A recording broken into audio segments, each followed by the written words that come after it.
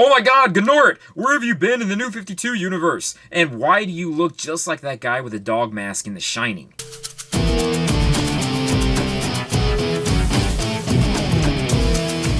Hello, toy fans of the world! Guess what I have? I have Salaak. He's part of the Green Lantern action figures from DC Direct. He's part of the second series. This figure came out a couple years ago, back when I wasn't collecting Green Lanterns, and then when I tried to go get him later on, it turns out his price was inflated slightly. So I never thought I'd be able to pick him up. However, one of you guys were thinking about me when you went to a toy show. Mr. Bear, thank you so much for getting me this guy. I felt like I was ripping you off by taking him off your hands, but we worked out a small exchange, which we won't go into right now. Anyways, though, let's talk about this guy. Look how cool the packaging is. You can actually see the Green Lantern logo imprinted on the plastic bubble. And in case if you don't know who this character is, on the back the bio reads, a veteran Green Lantern, Salaak has been selected as a senior administrator and the keeper of the Book of Oa. So anyways, let's go and open this guy up. And here he is. He comes with a base and also a Green Lantern battery, like most of the Green Lantern figures do. As for the battery, they pretty much use the same sculpt for all of their figures. Same thing with the stand itself too. Later on, when they would start to release other Lantern Corps, each of the stands would reflect the symbol of each individual corps. Close-up of his face, I'm glad they made his eyes green, and I do like the sculpt overall.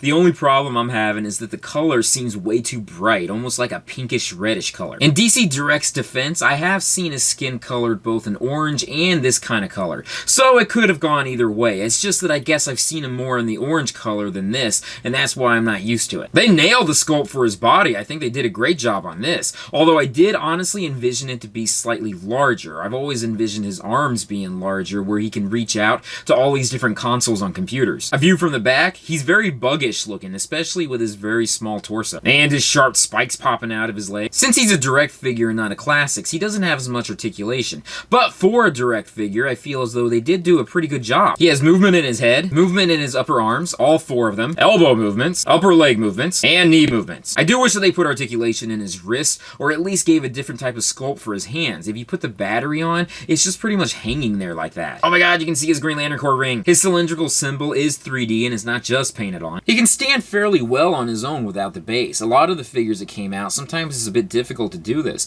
but for him it's not so hard. Probably because his legs can move outwards, whereas many other DC Direct figures don't have that ability. Here's a view of some of the other Green Lantern figures that I have along with Salaak.